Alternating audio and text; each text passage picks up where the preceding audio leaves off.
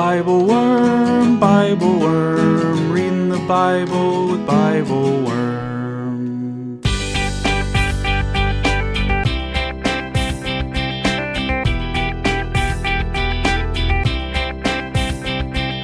Welcome to Bible Worm, getting to the core of the biblical text. I'm Dr. Amy Robertson, Director of Lifelong Learning at Congregation Or Hadash in Sandy Springs, Georgia. And I'm Dr. Robert Williamson, Professor of Religious Studies at Hendrix College and the founding pastor of Mercy Community Church in Little Rock. We're here every week to discuss the biblical text, both as biblical scholars and as people of faith, one Jewish and one Christian. For this special Good Friday episode, we discuss Luke's telling of the crucifixion in chapter 23, verses 32 through 49. We notice the haziness around the question of culpability for what has happened. What people or forces are responsible, and did they ever realize they had this power? We see a lot of compassion from Jesus, even as he suffers. And we wonder whether the second criminal is really any more honorable than the first, or whether he's just more savvy. More importantly, we wonder whether that matters to Jesus. Thanks for joining us.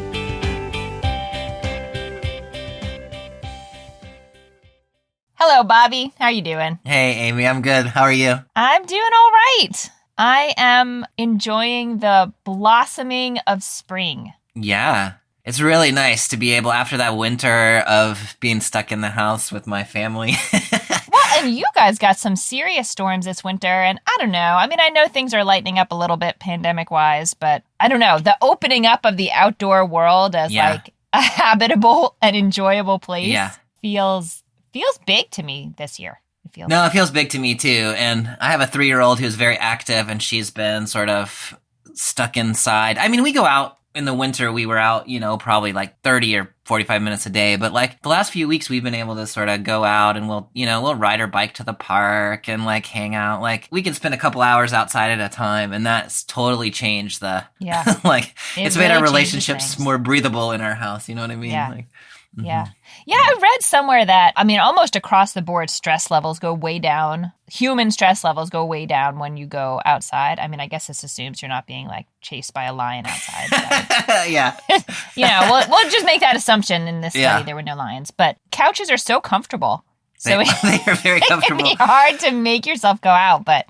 Yeah. Yeah. Well, as we welcome spring, we also come into Easter and to Good Friday. And so today we are reading the crucifixion text, which is not a happy springy text.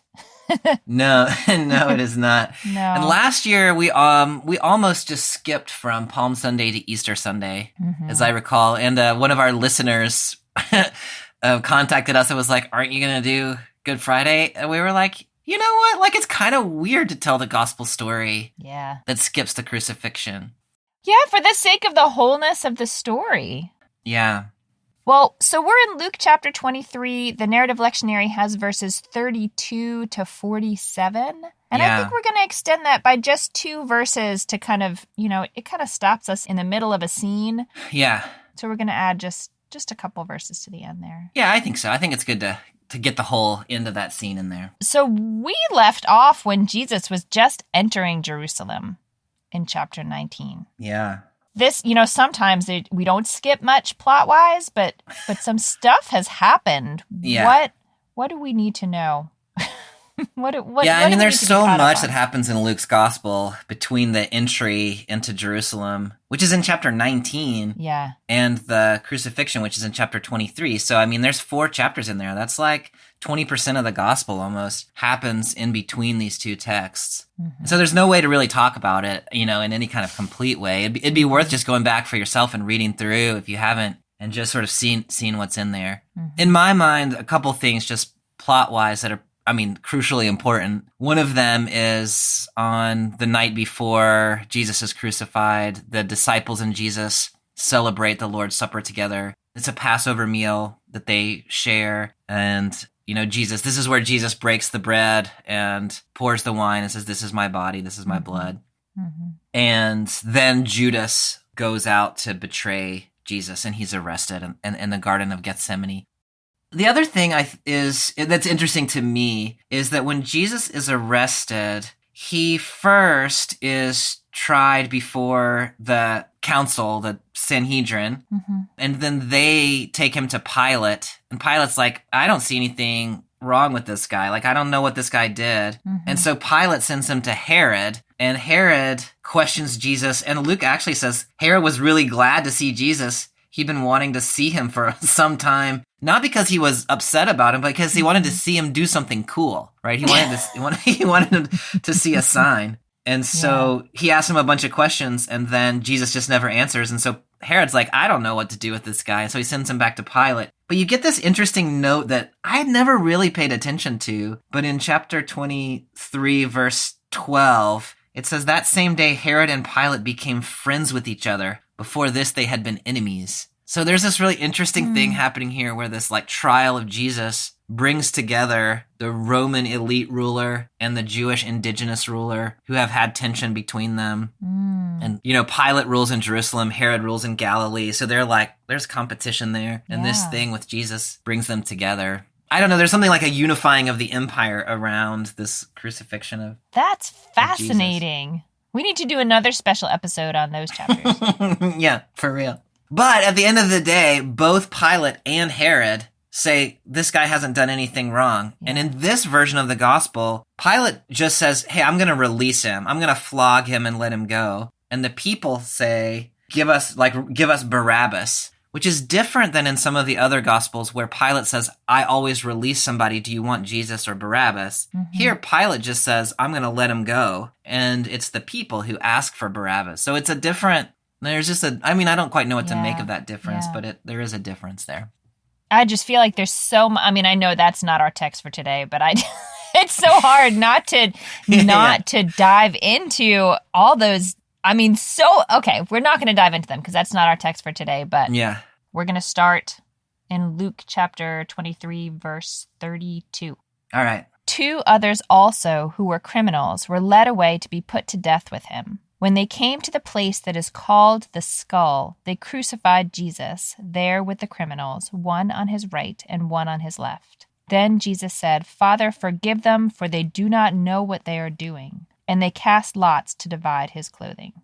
We're going to pause there just for a quick second. So, I don't know. I want to talk about this having criminals to his right and to his left, and the way that the text really sort of sort of paints a visual picture of that. Yeah. How does that resonate for you, or what do you draw out of that image of a criminal on the right and on the left? Yeah, in the other Gospels, in Mark and Matthew, those criminals are described as lestai.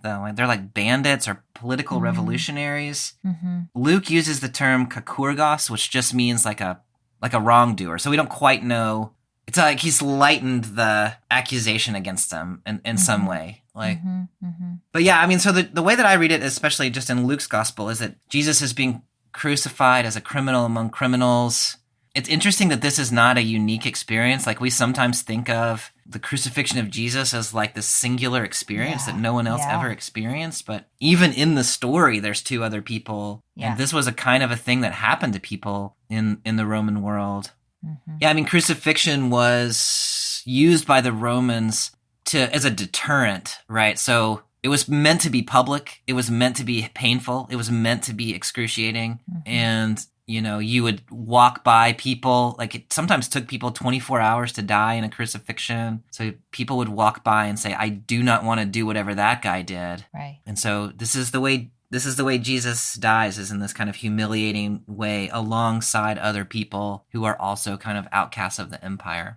Yeah. What would you say about that? Well, it strikes me that Jesus has so intentionally spent his career among, quote unquote sinners, people who have, however we want to parse that out, people who who are excluded from the systems, and sometimes because they are indeed sinning, and sometimes, just because that's the way the system has worked, the social system has worked.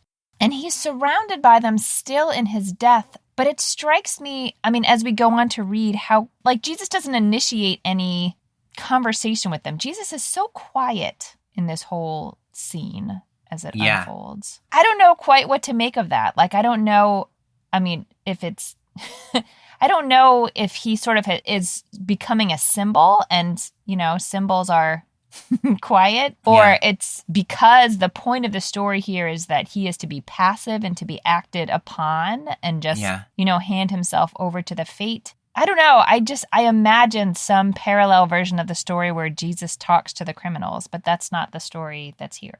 Yeah, I know. I think that's an interesting observation, and like how it's interesting for me to hear you say Jesus is quiet in this text, because he's actually more chatty in this text than he is in the other Gospels versions of the same story. Mm-hmm. And so it's interesting to me to notice that you think he's being quiet because because I've got the other text in the back of my head, and I'm like, he's actually, much more conversational here.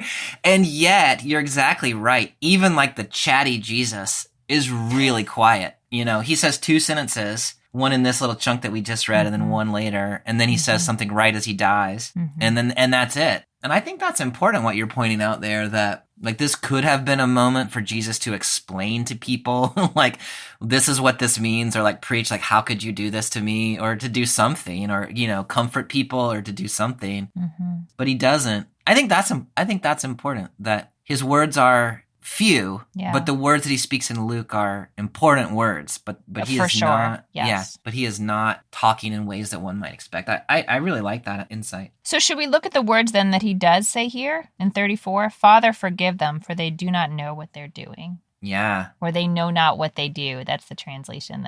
I don't even know where that translation's from, but it's in my head. Yeah, I think that's probably the King James. Yeah, probably I would have King to James. go and look. Usually if there's a biblical translation in my head that I don't know where it came from, it's the King James. I think that's probably right. Yeah. They know not. Yeah, that line.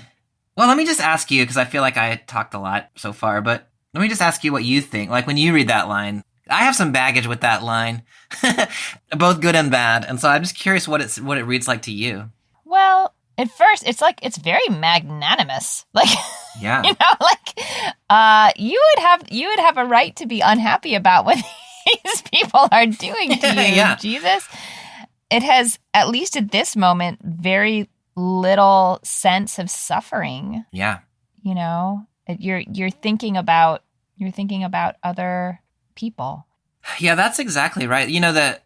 One of the things that always strikes me in these crucifixion stories is how brief the actual act of crucifying him is. Mm-hmm. Like you just get it in 3 words. They crucified Jesus. Yes. Yep. And, if you watch something like like Mel Gibson's Passion of the Christ, or some of these films that sort of, they glory in the suffering of Jesus on the cross. Mm-hmm. And the Gospels really don't. And so you're exactly right that, Jesus clearly must have been suffering, but that's not what the Gospels are interested in. And Luke's, I think, even more so. Yes, yeah. But yeah, if you just here you are being killed by the state, and what you say is, Father, forgive them. That's extraordinary. Do you have a sense of who the them is in that sentence? That's a good question. I don't have a sense of it with very much specificity about it, other than the people who are making this happen. So that could be the crowds of people who called for it. It could be the people who are the people in leadership who finally, gave the fine thumbs up, fine, do it. Yeah. Do you have a more specific them in mind than that? I don't. I really love what you said there, because sometimes people want to read that as specifically the Romans who are actually tying him to the cross. People want to read that very narrowly sometimes. But I read with you that it's unspecific, and the fact that it's unspecific makes it have a broad reach. So forgive Pilate, forgive Herod, forgive the Sanhedrin, forgive the people, forgive the leaders, forgive the soldiers, right? All the people who are responsible for what is happening to me, forgive them. They don't know what they're doing. But even if okay, they don't know what they're doing, I assume that means sort of they don't know that I'm the Messiah. They don't know that they're crucifying the Messiah. They think they're just crucifying a rabbi and teacher. Yeah. But isn't that also pretty bad? Yeah. Yeah, that's fair. That's fair. I think the most positive reading is they think they're crucifying a false Messiah. Yeah. Positive reading. Yeah. That's maybe not what I mean exactly, but they think they're defending the faith. Yeah. Because here is a false Messiah blasphemously claiming to be the true Messiah and Son of God. And so we're crucifying him because he's religiously dangerous, because he's politically dangerous. Like, people just declared him king a week ago, So they think they're protecting the society from this rabble-rouser. Right. But in fact, they don't understand that society itself is the problem and that this guy represents an alternative way of life. They just can't get their heads around that. Right. Yeah. Because if they knew they were, at the end of this text, they're going to say like, oh my gosh, right. Spoiler alert. Right. We crucified an innocent man. And then the whole thing's going to shift. But yeah. Yeah. Yeah. This is probably one of the most famous lines in the New Testament. It's a really striking line. And if you read it in a translation, I don't know if your translation is marked this way. I think it probably is. In the Common English Bible I'm reading, it's marked in double brackets. And if you follow the footnote, it says other ancient authorities lack this line. Yeah. And there is an ongoing argument among scholars about whether this line belongs in the Gospel of Luke or not. Mm-hmm. The committee that translated the NRSV said it doesn't belong. They looked at the evidence and they said this line is not in the oldest and best manuscripts, and so it shouldn't really be there. If what we're trying to do is recreate the original Gospel of Luke, it shouldn't be there. Mm-hmm. But it's been important in the tradition, and therefore you can't just cut it out, right? Right. Since then, other scholars have tried to make the case that it does belong in the original Luke, and they say it's in some quite old and good manuscripts, just not in all of them.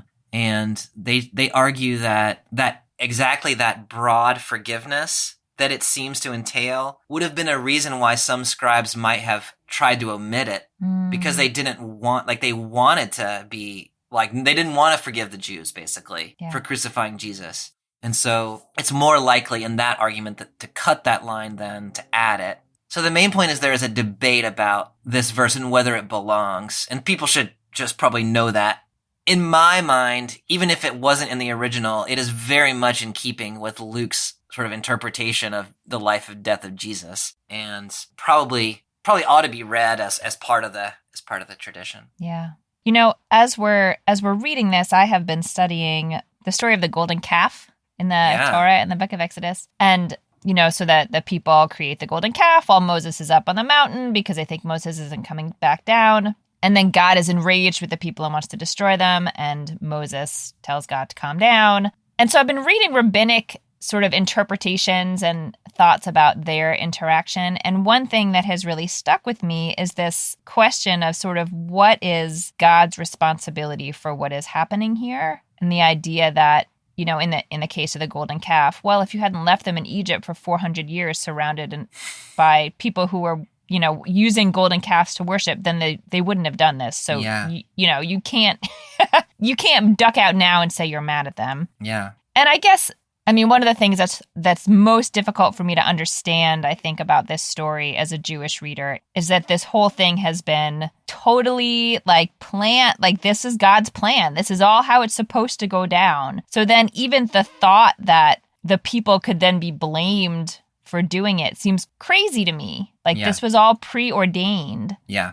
So I don't know. So I guess this line is sort of helpful to me in that, but yeah, you should forgive them. They know not what they're doing. And this was your idea, God, wasn't it? Yeah. And that's a really interesting point, and that connection to the golden calf story is a really compelling one that I'll need to think more about. When you talk about this being the plan, there's different ways of understanding what that means. One way of understanding that is that God needed some sort of sacrifice or some sort of payment or some sort of something. Mm-hmm. And in order to satisfy God's own need, God made this stuff happen. And if you read it that way, especially, then what you're saying is really an important question.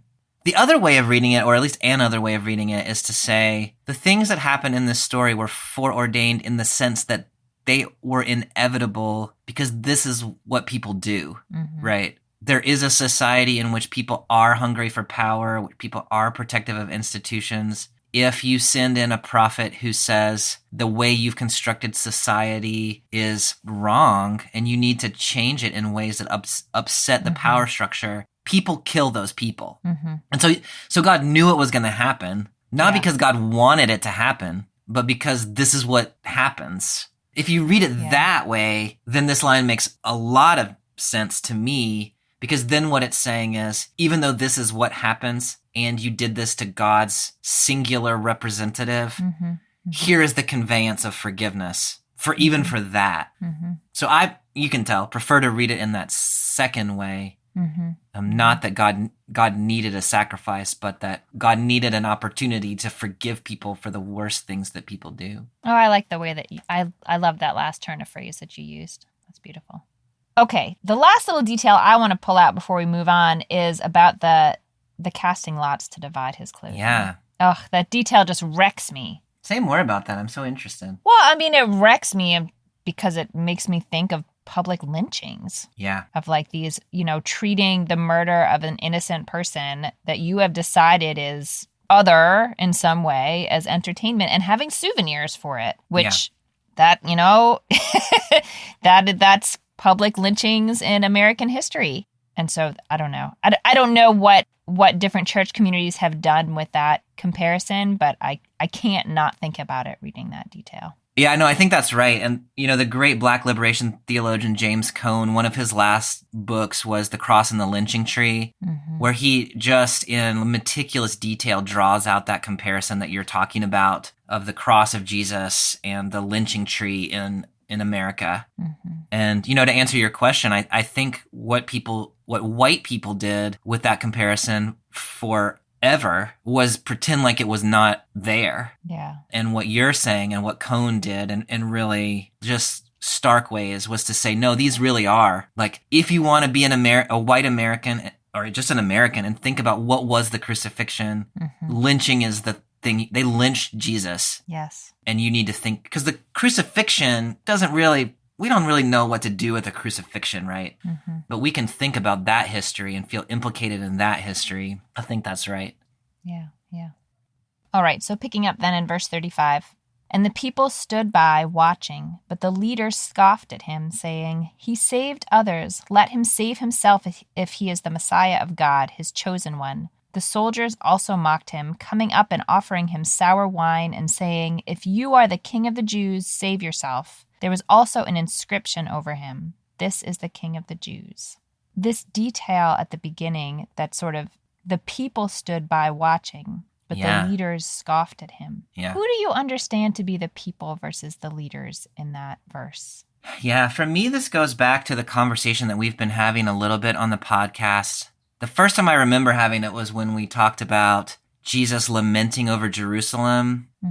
Was that maybe in chapter 17, where he says, "I've wanted to gather you like hens, like a hen gathers her chicks, but you wouldn't let me." Yeah. And this sense of like the people in charge, the religious leaders, the political leaders, the economic elites, they have one set of interests. And the regular folks who are just living their lives have a different set of interests. And in my mind, that's the distinction that's being made here. Leaders are the people in various forms of power. People are like the regular folk.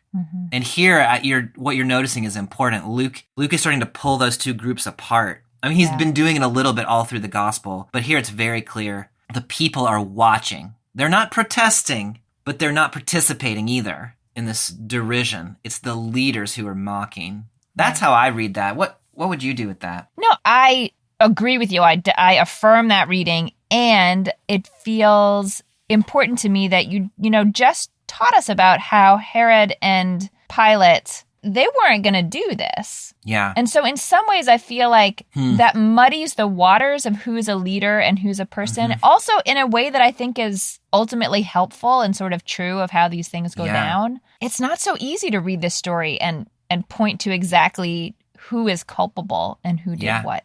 That's a really important point. Yeah, that's a really important point. Because, they say the leaders scoffed him, and then it says the soldiers also mocked him. And so in some ways, the soldiers are being implicated, but they're being implicated as an also, so they're not exactly the same as the leaders. Yeah. That's interesting to think about, the Herod Pilate. Because, one way to read that is sort of Herod and Pilate are not being implicated here because they just said in the previous texts, he's innocent, we don't want to do this. Or you could read them as having said he's innocent, and then they participated anyway. Right, because this is entertainment. Like, this is public sport. This is not what they were going to do, but they're like, all right, here's our lynching, Pilate in particular could have not had Jesus crucified. He could have made that decision. Yeah. And he did it anyway. And so there's this sense of like, even though you know someone's innocent, you still execute them. And so that's even like another, like a deeper implication in one way, or and you can read it as an exoneration in one way and a deeper implication in the other. So I love what you were saying about like who's responsible is pretty muddy. But what's clear is it's not the people, right? The people might have been responsible for what led to this moment. Jesus has spoken forgiveness over everybody. The people have stopped mocking, but the leaders, whoever that means, have continued on. Yeah. Right. There's some group of people who is standing back and watching what's happening, and then there's some other group of people who is intentionally further degrading? I don't think that's a word. Degrading? Intentionally further, yes. There's a group of people that is intentionally further degrading the dignity of this human. Again, like whether you understand them to have some kind of divinity about them or not, right now Jesus is an embodied human being who is suffering. Yeah. I think that's right. And, Luke has made this point throughout the gospel, all the way from the beginning, that this Jesus event is going to lift some up and cast others down. And here you have a little bit of a sense of, it's not exactly that the people are being lifted up here, but they have made a choice to not participate anymore. Yeah. And the leaders have made a choice. And so there's a division in the people here marked by their leadership status about who's continuing to press and who is sort of starting to have a change of heart. Right. And it's not clear to me whether the people who are sort of standing back at this point are watching with a sense of curiosity to see what's going to happen. As Jesus is questioned or provoked in this way, saying like, if you're so powerful, help yourself, jump down. Yeah, it's hard to read what's going on in the minds of those silent observers, but yeah, no, I think that's right, and they may not know. Yeah, right. Like the characters in the story may not know exactly what they're thinking here either. Yeah, for sure. But they have chosen not to participate in the derision. Yeah. Yes. But that doesn't mean that they've sort of like they are not yet sort of thinking. It doesn't like, mean we shouldn't It doesn't have done mean this. they're watching the way that like Mary was watching. Things that's unfold with sort of piety. That's right. But at least there's curiosity. It's also interesting that the scoffing in both cases involves saving, right? Let him save himself. Yeah. And then save yourself. Do you do anything with the specifics of that? Like, they're not just mocking him, they're mocking his capacity to save or not. Yeah, I was trying to think about like what beliefs underlie that statement or that, particular kind of mocking. I mean, I don't think, as far as I know, that it would have been an expectation of a Messiah in the Hebrew Bible that at this point, once you have already been crucified, that you would somehow have the capacity to save yourself. So I don't know if it's based on the power that they have seen Jesus enact in the world, which has seemed at some points kind of supernatural. Yeah. I guess that's what they're looking for, and not so much King of the Jews to me just seems so much to hearken back to ideas of the anointed one from the Hebrew Bible. And the anointed one in the Hebrew Bible wouldn't be able to, by the time the story gets to this point, they couldn't do anything about it. Right. They would have had to use their power beforehand to not wind up in this position. Yeah. Do you think it's referring to Jesus's, I want to say acts of power, or, I don't know. We'll go with acts of power during his ministry to heal other people. Do you think that's what they're getting at? Yeah, I actually think that they're getting at all of that. I think that's really well said. I mean, Jesus' name, right, is Yehoshua, the Lord will save. So, there's some irony there as well. What I think is, on one level, the expectation would have been, that the Messiah was going to save Israel. And clearly he has not, right? In that traditional sense of what that would look like. Yeah. Yeah. What people expect saving to mean has not happened. And so on the one hand, I think this is a mocking, like, how are you going to save Israel now? Right. Yeah. Which they mean as like a clear sign that he's not the Messiah. Then I also think what you're saying is probably right too, that Jesus he's raised people from the dead in this gospel. And if he can do that, surely he can, get off of the cross. And so I think there's also that, like, so you say you're able to do these other things. And maybe they're even gaslighting a little bit, like we don't believe that you actually did these things that people claim that you have done, because if you could do that, you could do this. And so making people sort of question what they think they have experienced with Jesus. Yeah. Yeah. Now, of course, the point Luke seems to be making is that they do not understand what saving means. Like, they are thinking saving in terms of, the power to prolong your life. Your life, yeah. To reestablish a politically independent Israel from the Roman Empire. Those kinds of savings.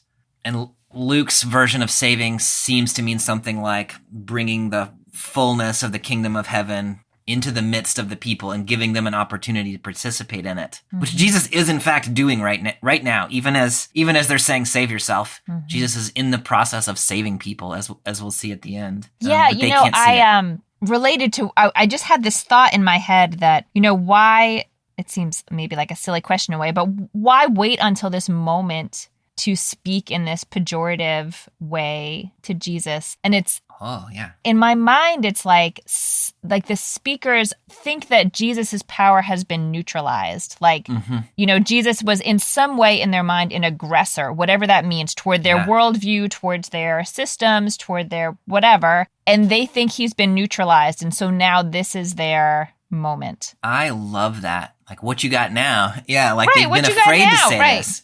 Right. I love that. They've been afraid to say this up until now because maybe Jesus really could have done something. And now they're like, okay, we got you now. We got you now. But as you're saying, that the irony of this is that the reader will know that far from being neutralized in this moment, like this is actually a moment of like actualization of power. Like we're really coming right on the cusp of that. Yeah. Suckers.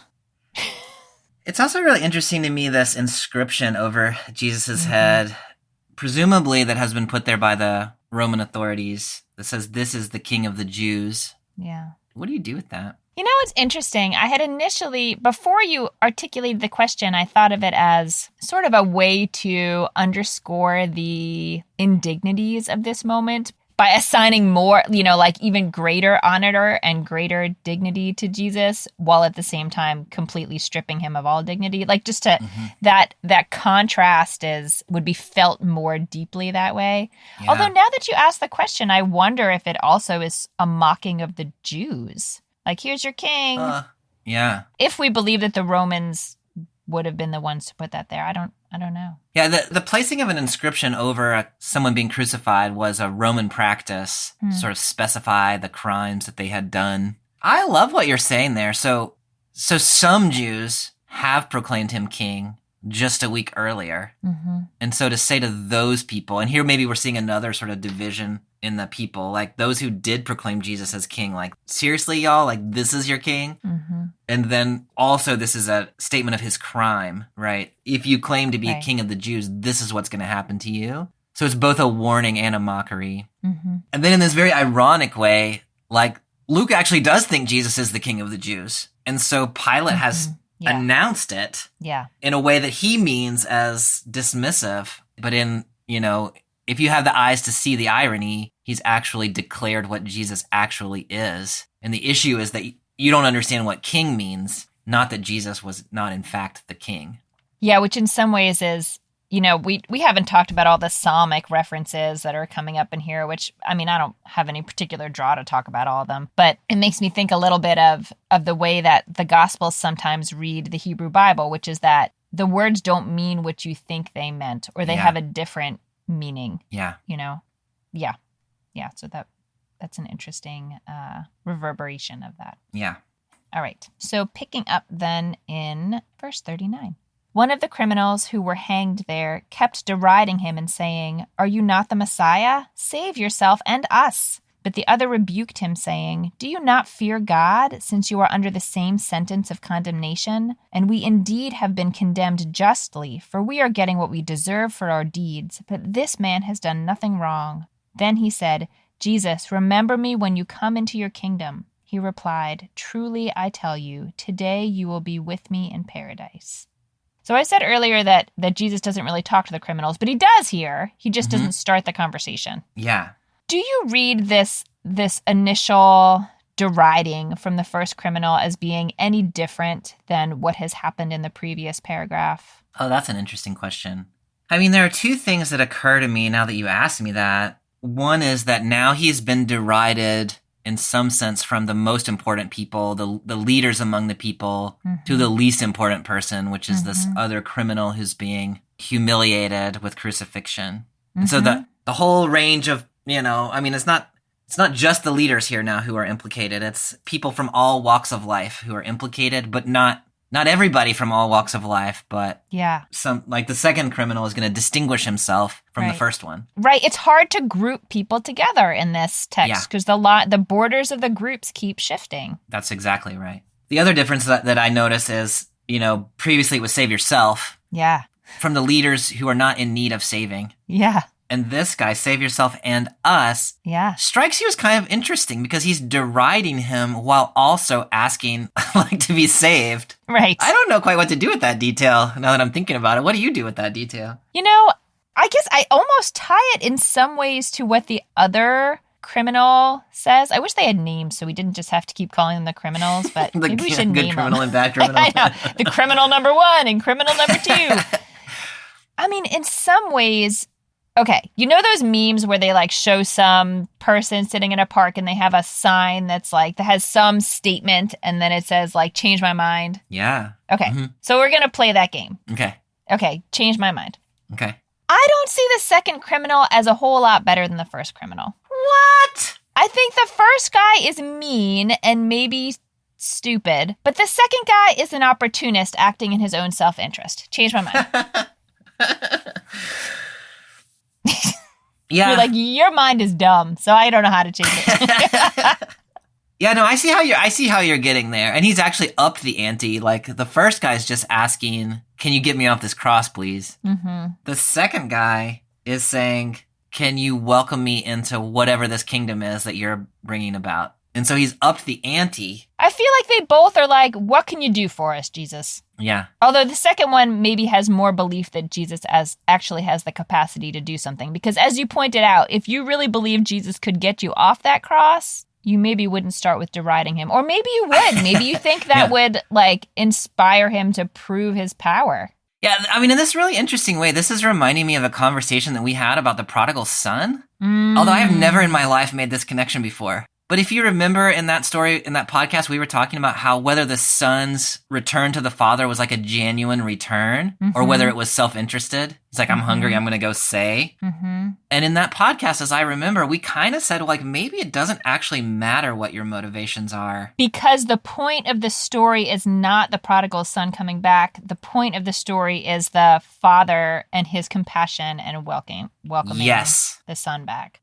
Oh, so here, the point is not whether this is a genuine return to Jesus or a self-interested manipulation of the situation, but the fact that he declares Jesus innocent, one way or the other, evokes Jesus' compassion in the way that the father and the prodigal son was compassionate toward his son, even though his son was just hungry. Oh, that's fascinating.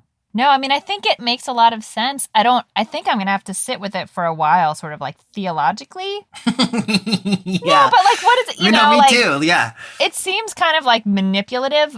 But again, if I can step back into the sense of, when we talked about not just the prodigal son, but the other parables in that day of reading and focusing on the joy of the finder as opposed to the experience of the one who is found. Yeah. That does make this make more sense. It does. What the first person is asking is not something Jesus is interested in doing.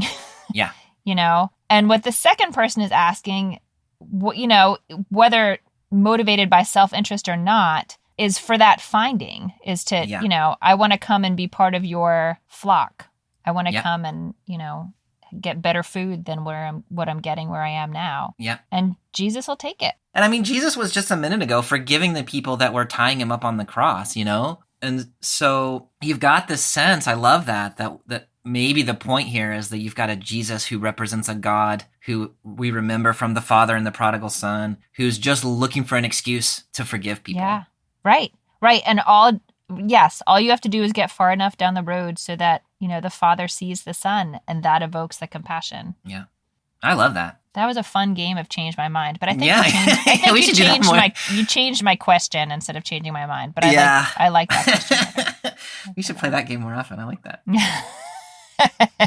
There's been some conversation that I don't know is a super important conversation, but that line that Jesus says, "Truly I tell you, today you will be with me in paradise," is sometimes used as a important. way. Yeah, yeah.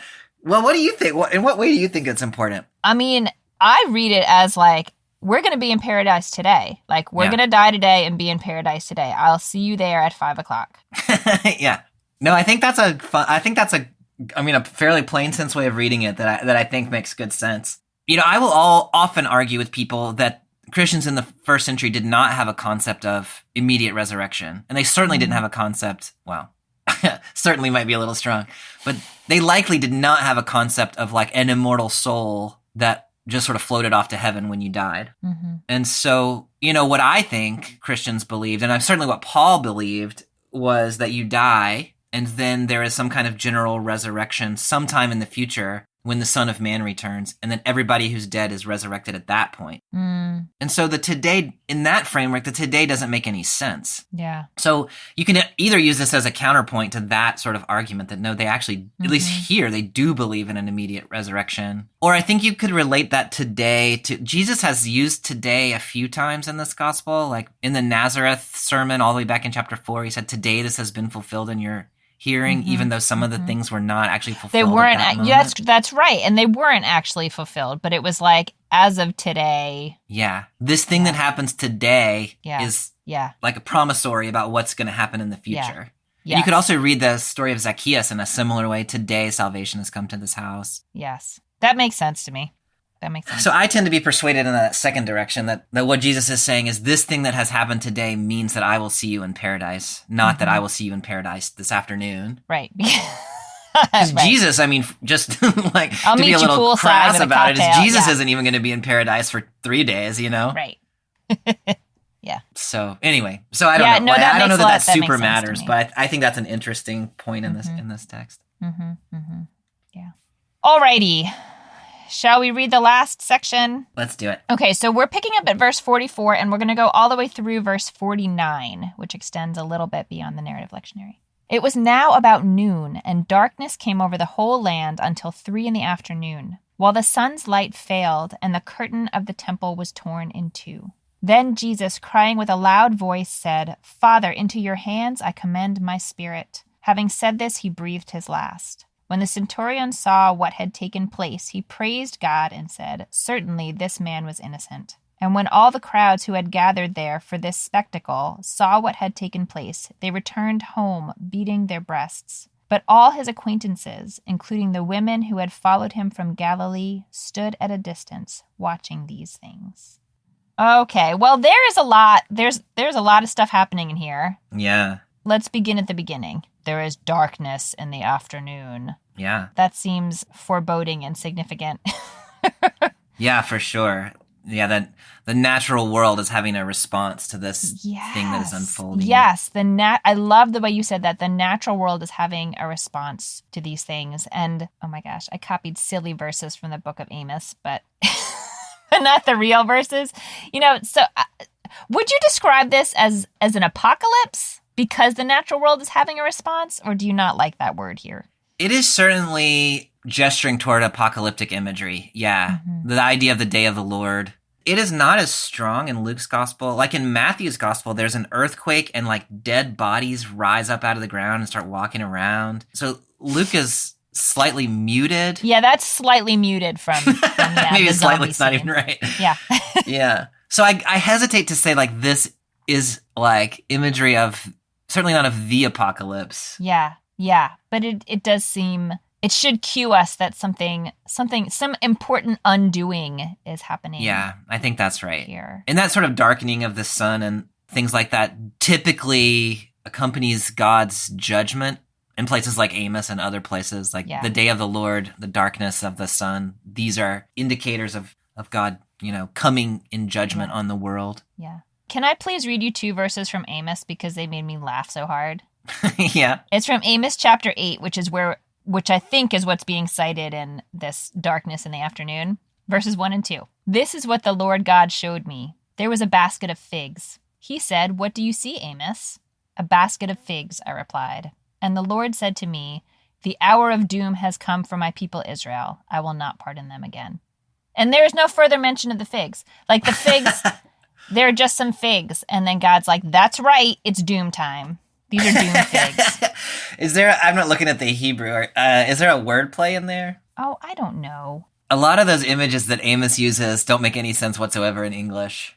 Yeah, there's like a basket of summer fruit at some point. Maybe, and then that's like, this is the end of the world or whatever. Yeah. Because they're like the word kites and the word kates or Yeah, something. Like, that's what this is. That's what this is. oh, that's where we are. That's where we is. Yep, the kites and kates. Mm-hmm. Yeah. Okay, great. That was an important digression. It was. Yeah. So important. Yeah. Okay, so we have this, sort of undoing or breaking down of the natural systems by having darkness in the afternoon. Do you read anything in particular about the fact that it was 3 hours long? I don't know what to make of that detail. I don't know either. Yeah. Okay. Like it's not just like a cloud passed in front of the sun. Yeah. It's more of I think the word here actually, so the Greek there is eklipontos, which you can hear the word eclipse in there, right? Mm-hmm. So the sun was eclipsed. And so maybe that's what Luke has in mind here, is there's a solar eclipse that takes place. Like that's how he's thinking about this, and it lasts for 3 hours. Mm-hmm. Which is kind of interesting that Luke is trying to think through this in terms of like portentous but naturally occurring events. Yeah. I don't know how far we ought to take that. Yeah. But so maybe the 3 hours is, so this is significant, but it's not like entirely unprecedented. Yeah. It also is important that Jesus dies in the afternoon so he can be off the cross and buried before sunset. And so the 3 o'clock seems important in one kind of way, and the 3 hour duration might seem important in a different kind of way. That's fascinating. Thank you for that. Thank you for I don't know that goes fleshing anywhere, that out but a little bit. Anyway, yeah. Okay, so we have this, the darkening of the sun in the afternoon, and then that is put together in the same verse with the curtain of the temple was torn in two. So do you want to talk about the curtain of the temple? Like, what are we even talking about here? Well, I want you to talk about that. Yeah, because I feel like you think about the temple in ways that I do not think about the temple. And so I would love to hear where you start with this. My thinking about the curtain. I mean, the curtain of the temple, presumably they are referring to what in Hebrew is called the parochet. It's a very beautiful, elaborate curtain that separates the most holy area of the sanctuary, the Holy of Holies, from the moderately holy area. Yeah. And priests really do not go into the Holy of Holies, but for on Yom Kippur. So the area of the Holy of Holies is really a space that is dangerous for humans. Like the level of holiness in it is sort of seen as incompatible with human contact, generally speaking. When the priest goes in there on Yom Kippur, they tie a rope around his waist so they can pull him back out if he, collapses or gets sort of zapped by the holiness in there. The main interaction that we hear about happening with the curtain itself, the parochet itself in the Hebrew Bible, is that, when there are serious purifications that have to happen in the, proverbial filters between God and the people of Israel, it involves sort of, I'm doing a hand gesture, but you can't see a hand gesture over a podcast, sort of like sprinkling blood toward the parochet. Yeah. And that action itself sort of clears some of the gunk out of the divine human filter. Yeah. The image of it tearing is coming from that context is a little frightening to me. Like it has an important role in allowing the closest safe proximity between God and humanity. So if we're thinking about, this sort of like breakthrough in the world and the systems as they've been established to this point, tearing the parochet in some ways seems like this like microcosm, macrocosm, natural world, divine world parallel. That's a really beautiful description. I love that. And starting to think about what is the implication of it. And is this a good thing or a bad thing or a scary thing? Yeah. One detail that's always puzzled me about Luke is, in Mark and then Matthew follows Mark, Jesus dies and then the temple curtain tears. Mm-hmm. In Luke's gospel, the temple curtain tears and then Jesus dies. We haven't gotten to the death of Jesus yet. And so Luke was following Mark. I mean, at least if you follow the usual like Markan priority hypothesis, which most scholars do. And he moved it. Yeah. And so he's changed, in some way, he's changed the significance of the tearing of the temple, I think, in relation to Jesus' death by doing that. That's very interesting, because the other resonance that occurred to me was just that the association of tearing your clothing with mourning. Yeah. And so I started to wonder about, I mean, this is stretching the metaphor a little bit far.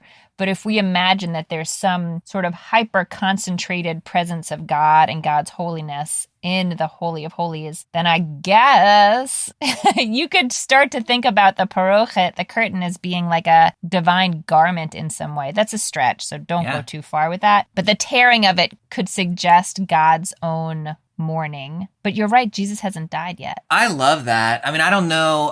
I both love that, and I think your suggestion not to take it too far. Yeah, don't take it too far. Like, be a little cautious with that. But I love that sort of like maybe the tearing of the curtain involves God in some way, like expressing mourning. I think that's really interesting.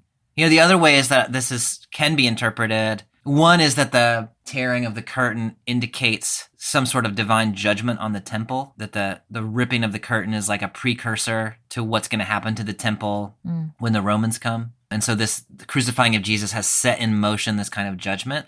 In quite a different way, you can read it. You were talking about the sprinkling of the blood toward the curtain to, clear out the divine filter. Sometimes this is read as with the death of Jesus, which is in this gospel about to happen, that is no longer necessary. The blood of Jesus has sort of effected that cleansing permanently. To me, that makes more sense in the version where Jesus dies and then the curtain tears instead of the way that Luke has it. The third way it's sometimes read is that the presence of God has now opened out to the people in a way that does not require it doesn't require the priests, it doesn't require the temple or the religious functionaries.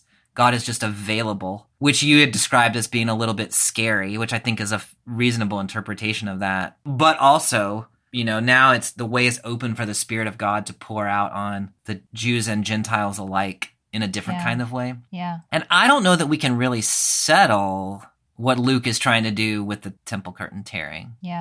I have thoughts about which of those is more useful or maybe more likely, but I don't know that you really can pin it down.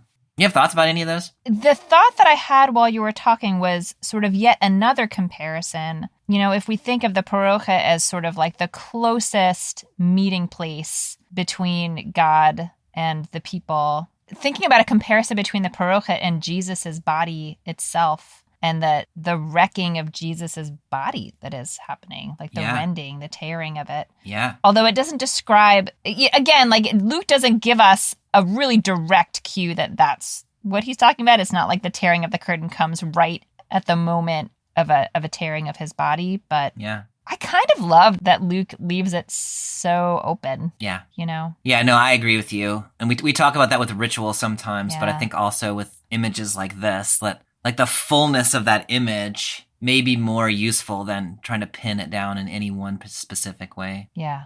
No, I like that a lot. Then Jesus dies. Again, it's just one little statement. He does not cry out in the sort of agony that we hear in some of the other gospels with, why have you forsaken me? But instead, just a very calm, into my hands I commend, into your hands I commend my spirit. Yeah. I mean, yeah. So it's interesting because the words are very calm. And so in Mark and then in Luke, it's, my God, why have you forsaken me? Yeah. Jesus has experiences abandonment by the divine presence. Luke is like almost the polar opposite of that. Yeah. Into your hands I commend my spirit. You have this image of God sort of waiting there, with hands open, just waiting. Like it's a really tender image, actually. Yeah. And so Luke has made it much less dramatic or much less anguished. It's still in a loud voice. And so that's kind of interesting. That's true. So it's not exactly a peaceful death, but the words are peaceful. Yes. I'm glad you pointed that out. I was reading Luke Johnson's commentary on Luke, and he cites a passage in the Talmud in Berachot. So what Jesus says here, Father, into your hands I commend my spirit, is a quotation of Psalm 31:5. And Johnson says that in Berachot 5a, that verse, Psalm 31:5, is seen as a verse of supplication that people should say on their deathbeds. And so that this was actually, I mean, the Talmud, as you know, is later than the New Testament, but the traditions in it sometimes extend back to the New Testament period. I had not known that previously, but I think it's interesting if what Jesus is doing here is dying the death of a good rabbi. Yeah. No, I agree with you. And I'm not familiar with that tradition, but but I believe it. I guess it seems in keeping with the traditions that I am familiar with. So, and Luke Johnson does not mess around. I believe Luke Johnson. I feel like if Luke Johnson says it, yeah. So should we talk about some of these responses after Jesus has breathed his last? Yeah, I think so. The centurion in Luke's gospel, in the other gospels, the centurion says, "Truly, this was God's son." In Luke's gospel, the centurion says, "This man is," in my translation, it's innocent. The Greek is dikaios, which means righteous. And to me, that seems like a significant shift from God's son to righteous. You have any thoughts about what the centurion is doing there? Or what Luke is doing with the centurion there? I mean, I don't have very smart thoughts about it. I guess I think of the centurion, like we met a centurion earlier in this gospel, and my main recollection of him was that they're accustomed to having some power in the system. Like the system as it is working okay for them, you know? And so to have a recognition from someone in that position that, you know, he praised God and said this man was innocent. Why would he praise God?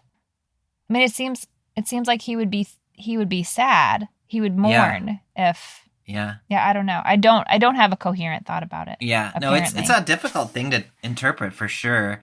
And, you know, I mean, you kind of flash back to Pilate also said he was innocent and yet crucified him. And so here you have another Roman saying he's innocent. So you're a little suspect about it maybe. But one could also say that after witnessing the way in which Jesus has died, that he died with such confidence, he died prayerfully, he died trusting that he was going to be received into the hands of God, that evoked an actual transformation in the centurion, you know, to say both that Jesus was righteous and innocent, and to say, wow, what a God that must be if this man died in this way. I think it's interesting too, and this is sort of in comparison with the crowds we read about in the next verse, but that the centurion makes this observation but doesn't seem to feel any regret personally, or doesn't acknowledge having any regret personally. Yeah, so the people in the next verse are beating their breasts. Like this is a sign of, I mean, somewhere between mourning and horror at what they have done. Right, a sense of culpability and guilt. Yeah. Which is really important to say that these people, and you know, we were talking earlier about how the people were not participating in the mockery while the leaders were. And we were saying maybe something's happening with the people. And here they're beating their breasts and, you know, they are upset about what they've done. Yeah. Which I read as contrition, recognition that they've done a horrible thing, which is the first step to recognizing who Jesus was. And maybe more importantly, to how terrible people behave in the system. Like this is that first step toward the compassionate re-embrace of the Father. Yeah. But you're exactly right that the centurion does not do that. He praises and makes a declaration, but he seems not particularly bothered about it. I don't know what to do with that. Do you know what to do with that? I mean, unless he just really, even though we can see him as a powerful person within the system, I think sometimes the way our societal systems are built, the people that have power don't think they do or claim they don't. So he seems happy to assume the role of a bystander here, whereas the crowds of people who probably have less power than the centurion are feeling that they didn't use what little power they had. I love that. The hesitation in my mind as I say that, and, you know, we didn't read through all those intermediary chapters together, but there is some sense in which it was the crowds, right? Whoever the crowds were that called for his crucifixion in the first place. So maybe that makes them feel culpable in a way that the centurion feels like he's just doing his job.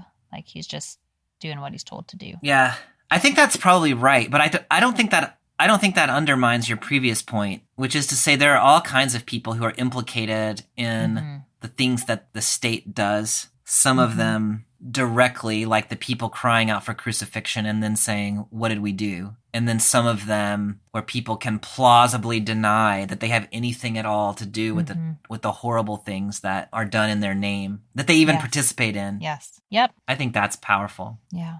I love the last verse, even though, like, you know, that his acquaintances, and Luke is careful to specify, including the women. Yeah. They're at a distance, but they're watching. Yeah. Mark also includes that there were women watching from a distance, actually, now that I think about it. So what Luke has actually added here is that he's added the men back in this interesting kind of way. Yeah. That's interesting. But what I like about that is Mark's gospel ends with Jesus in almost completely abandoned. The men have all run away. He says, God, why did you forsake me?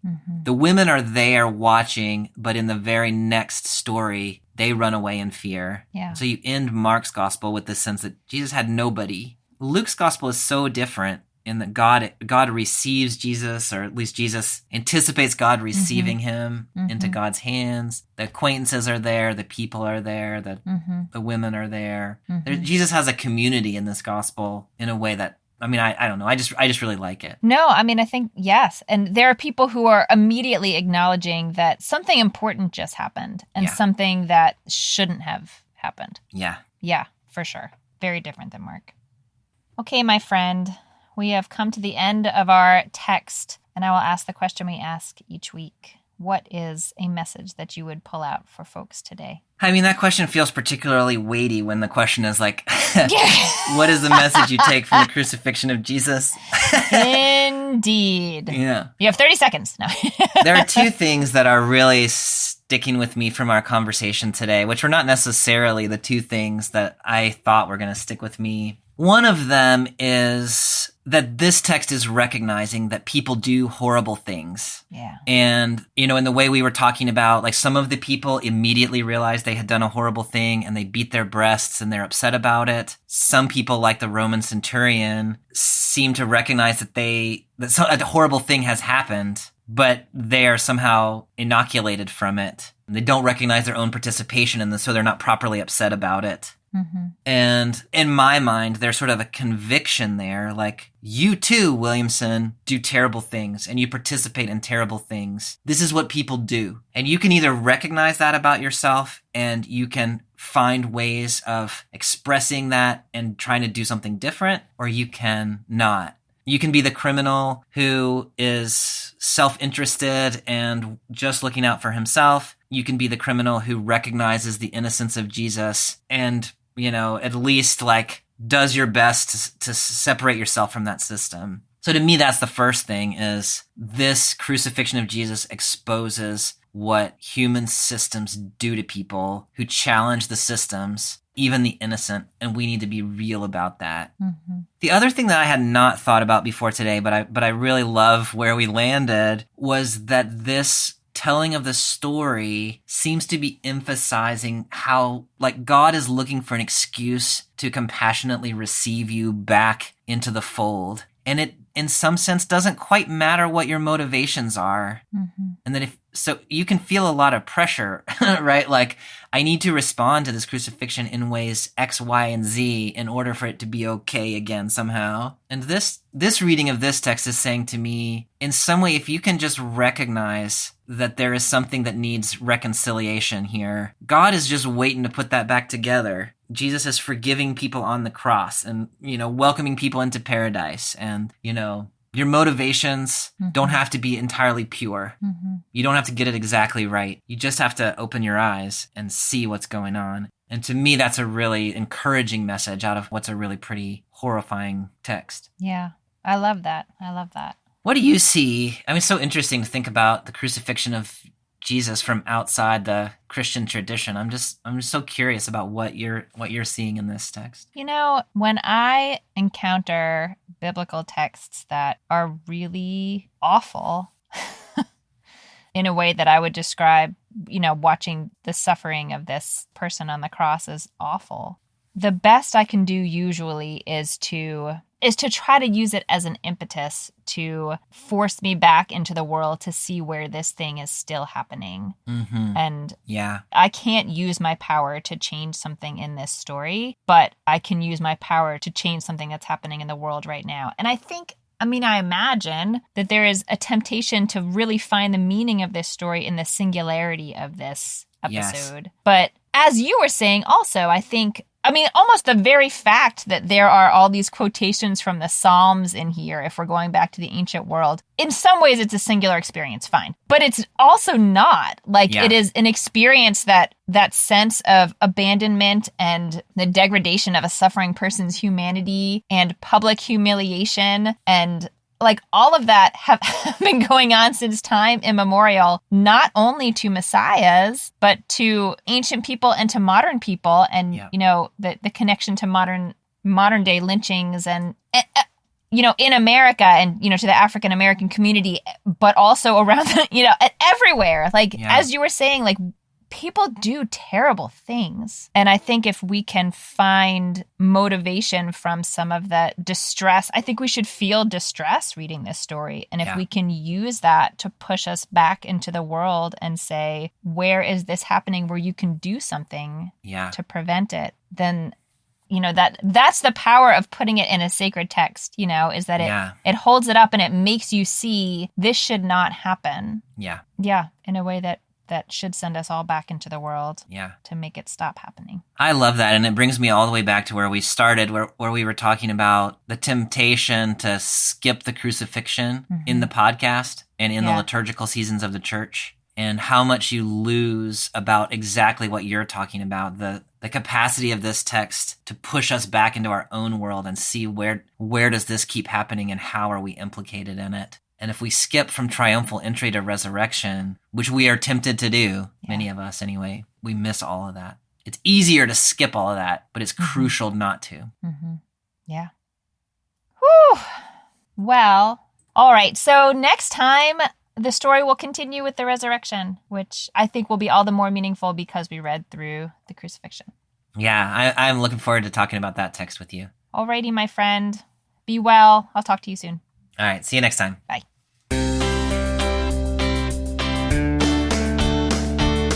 Thanks for joining us for this special extended episode of Bible Worm. If you'd like to get access to extended episodes every week, just join our Patreon at the Extended Worm level or higher. You'll also find other goodies like early access, video lectures, weekly liturgies, and more, starting at just $4 per month. Visit patreon.com/BibleWormPodcast for details. Bible Worm is produced by Bobby Williamson and edited by Joel and Laura Becker.